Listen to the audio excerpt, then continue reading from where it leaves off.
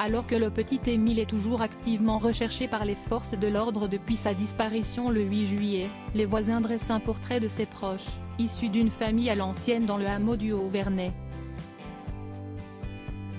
Ce mercredi 12 juillet 2023, les investigations continuent pour retrouver le petit Émile, 2 ans et demi, disparu dans le jardin de ses grands-parents. Ce sont ces derniers qui avaient donné l'alerte, ne trouvant pas le garçonnet dans la maison. Décrit comme débrouillard et habitué à la marche grâce à sa famille de randonneurs, il aurait pu suivre les papillons dans les champs alentours mais aussi être victime d'un accident avec un véhicule.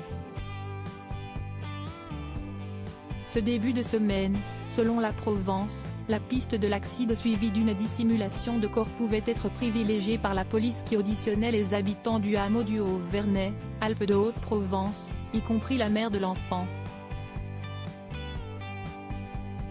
Depuis la disparition de l'enfant, qui pourrait aussi avoir été pris au piège de la déshydratation, s'y sa famille qui est sous le feu des projecteurs. Et les voisins parlent à la presse, tout comme aux enquêteurs, je savais qu'il s'appelait Émile. Il venait d'avoir une petite sœur.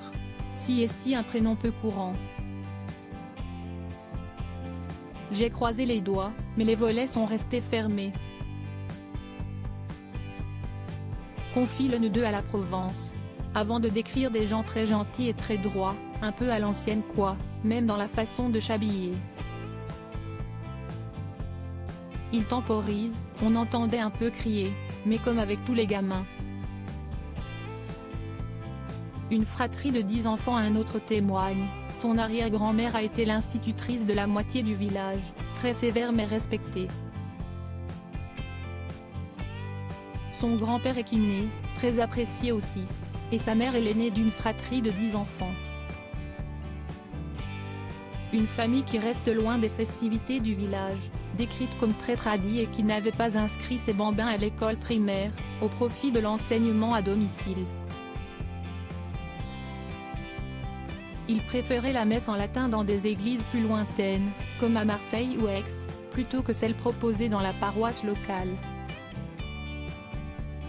Après un changement de dispositif de recherche ce mardi, n'autorisant plus la présence de bénévoles, un camping-car a été contrôlé suite à l'appel d'un témoin. Le puissant message vocal de la mère d'Émile, diffusé dans la montagne afin de faire sortir le garçonnet de sa potentielle cachette, n'a pour sa part pas porté ses fruits. Aucune autre information n'a pour l'heure été partagée par les autorités.